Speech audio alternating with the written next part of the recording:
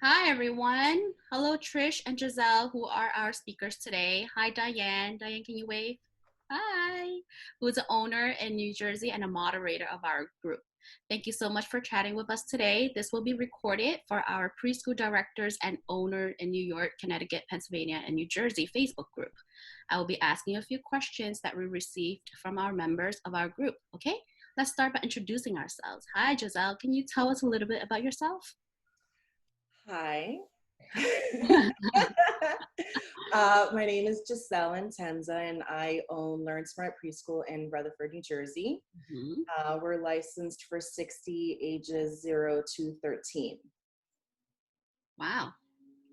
What about you, Trish? Hi, I'm Tirusha Dave. I'm the owner of Ellie's Academy in Somerset County.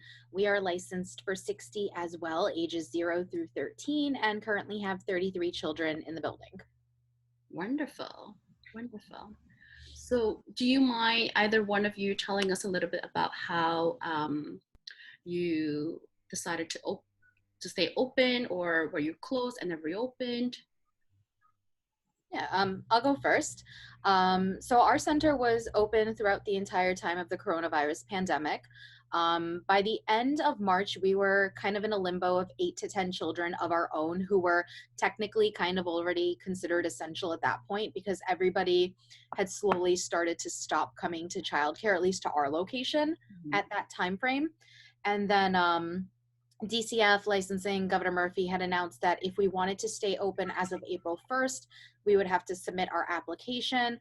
And once we were approved, we can only take the children of essential parents. So at that time, my staff and I, we reconvened and we had made the decision that we're going to stay open because it was a risk that we had to take regardless because we never knew what was going to come.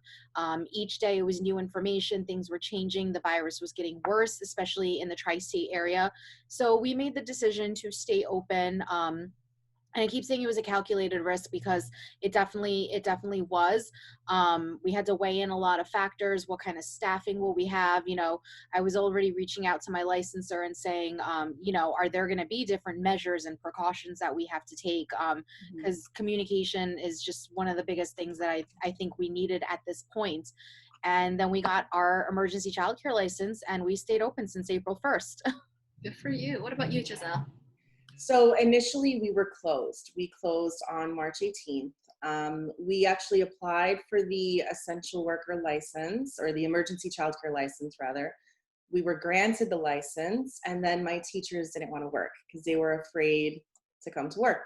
So we couldn't open. Then in actually May, middle of May, a lot of the parents started calling and, you know, saying that they really needed childcare and wanted to see what we could do about that. So I reached back out to licensing and we were issued the license again. Wow, good for you. Yeah. So, so it's been, I mean, it hasn't been as difficult as I thought that it would be. There's lots of cleaning, there's lots of disinfecting, but it helps that we took everything out of the classrooms that, you know, we felt couldn't easily be cleaned. So we took out our circle time carpets and we took out, you know, anything that was cloth, you know, the cloth toys, the clothes from the play area, things like that, from the house area, dramatic play.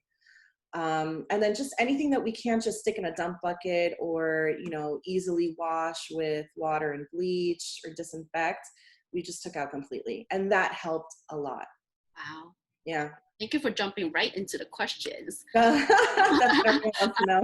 I have a question here for you, Trish, from Linda, who's a member of our group.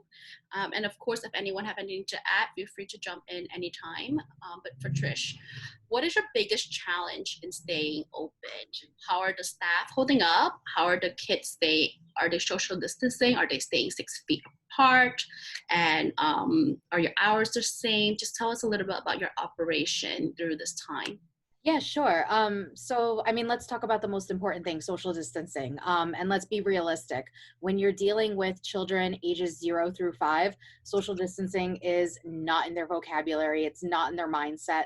They want to be close to their friends. And especially when you're caring for infants, you cannot socially distance yourselves from them.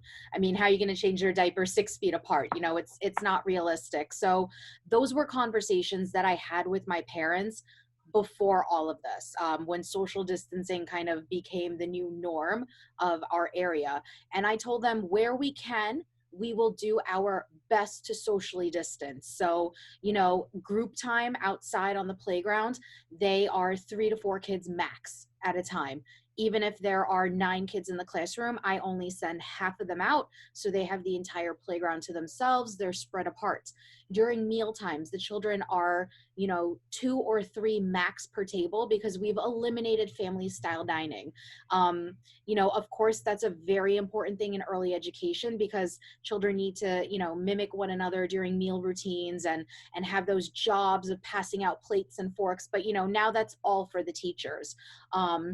And the children are spaced out while they're eating, and our meal times are also staggered. So instead of everybody sitting together, you know, you'll have 3 kids, you know, 15-20 minutes, then a next round for lunch.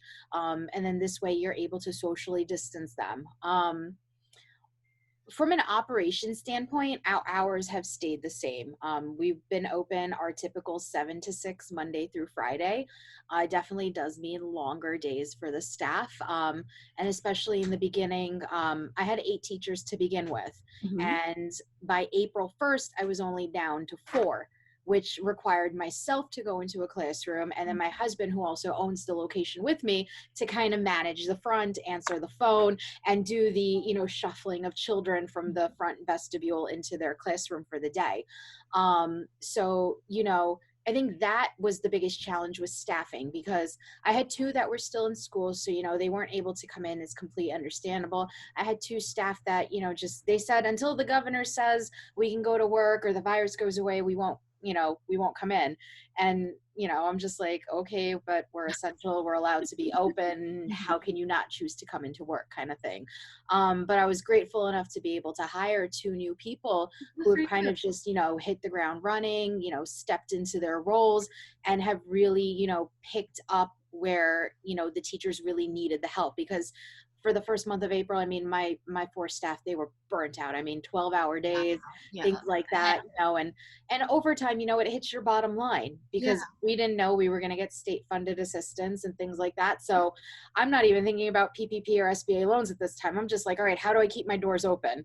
Wow. That's all I need to do, you know? So I think that was the biggest challenge for me, was staffing, because we had bought a lot of disinfectant, Lysol, and all of that, you know, way in advance. So we had a really good stockpile here at the center. I think now we have to start replenishing, but, you know, it's readily available now.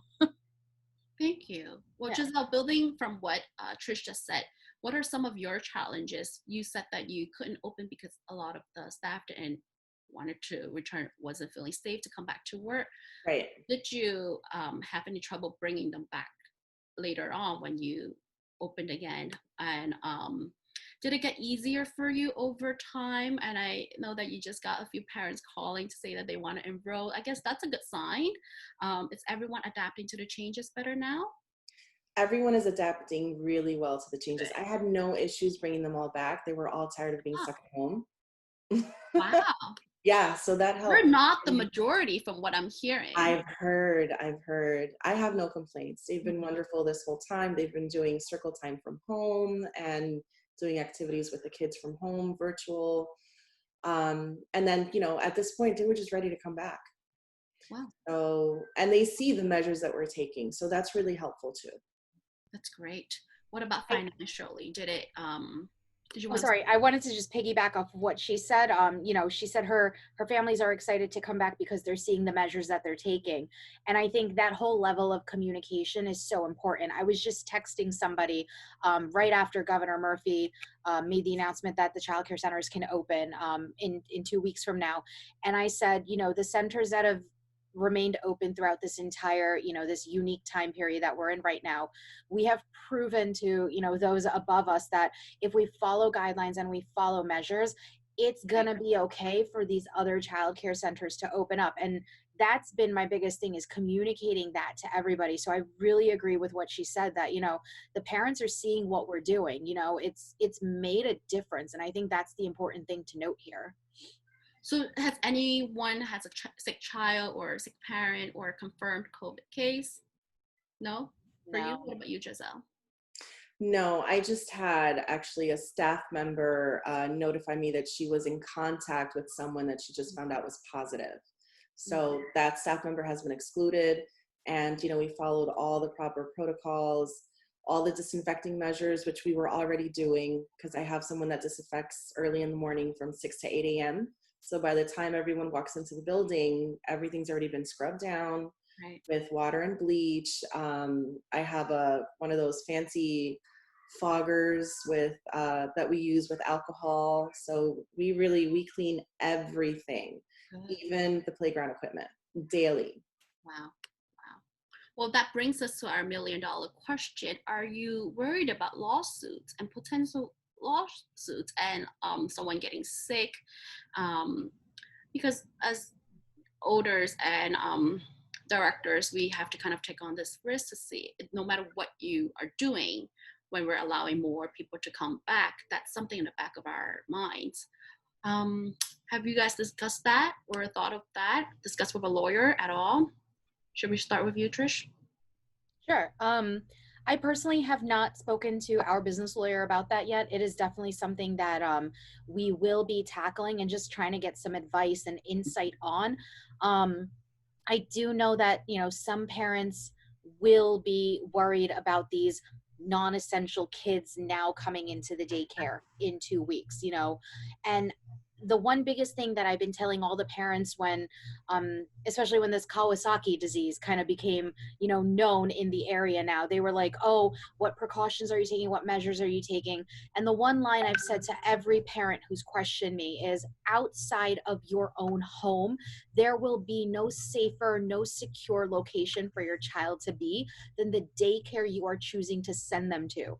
And I firmly say that, and I firmly believe in that, because no parent at this point right now is going to want to jeopardize the location where their child is going, because then they'll know that there will be no daycare opportunity available, and it's going to turn into one of those scenarios. Right now they're contemplating the fact that they opened up the parks and the beaches because people are now dirtying them up and taking advantage of it.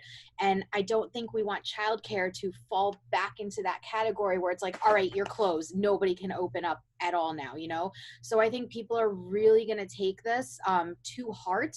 At least I hope so. I know that that's explicitly like what I've communicated to my parents. And, again, once I see what DCF sends out today, my guidelines are going to go out to my parents. They're going to sign off on it. They're going to acknowledge it, because that's one thing that I've been doing.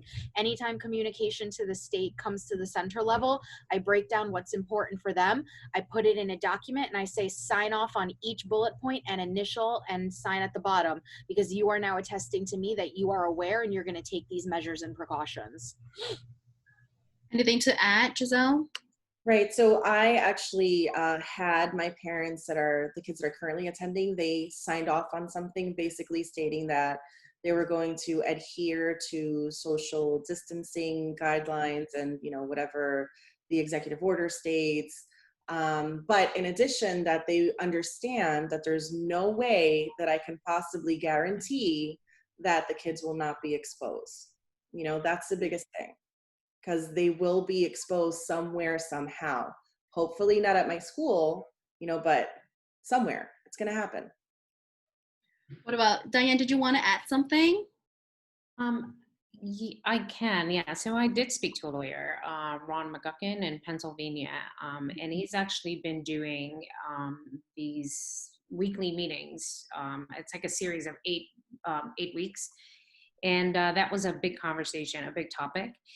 And they basically said that it's even if you do get sued, there's still the burden of proving that in fact they got the virus in your location. And right now, it's extremely impossible to prove where you got it, because they don't even know how to put 100% you pick up the virus. So the recommendation was to have every single parent sign off on a liability once a week, if possible, versus, to remind them versus like doing just one time and leaving it.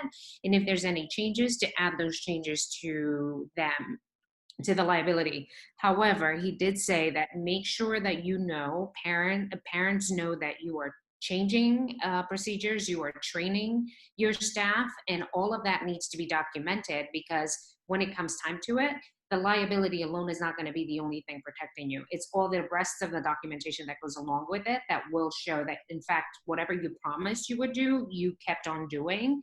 It's just they could have gotten it anywhere. So that was important to notify. That was more important, so much more so than the liability form. Yeah. Thank you.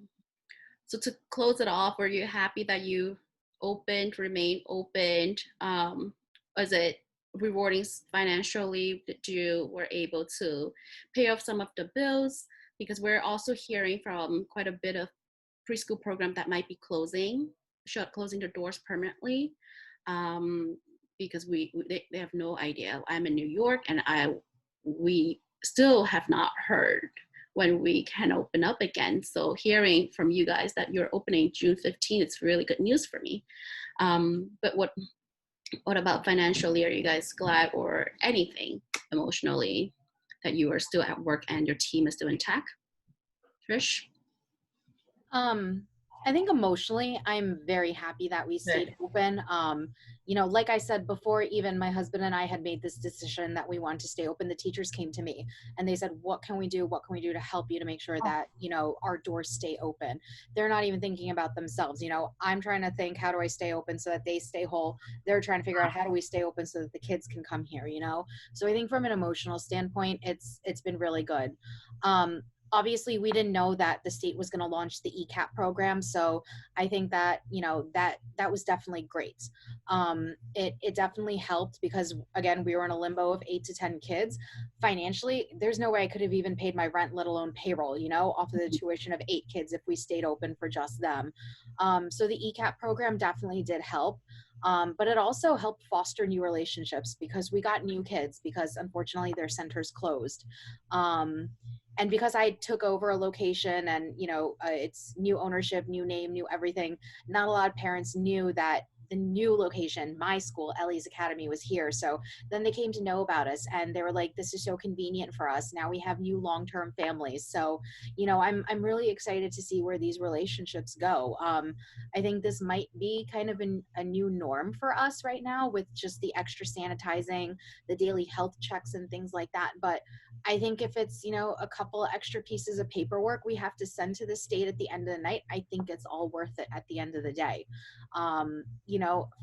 Most importantly, it's for the safety and security of the children and the staff more than anything. And I think, people should appreciate that more than, have resentment towards childcare centers being able to open up now. And I think it's great that, my fellow colleagues are going to have the opportunity to, rebuild their schools at this point, because it's been a tough time for a lot of my friends who are closed in the industry right now. Right. Giselle? It was totally worth it. Good. So from an emotional standpoint, it's nerve-wracking.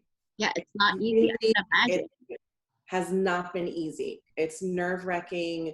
You have to really stay on top of everything. You're checking these kids. You're looking at the parents. Okay, how do they look? Are they coughing? Are they sneezing? What's going on? You're worried about bringing anything home to your family. Yes. You're worried about your staff. You're worried about, just everything. You're worried about everything.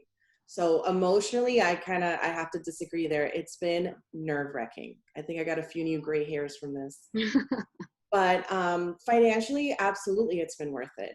I'm not making anywhere near what I was making pre-COVID, but hey, it helped pay some bills. My staff is here, and that's really important. Also, the community sees that we're here and that we've been here.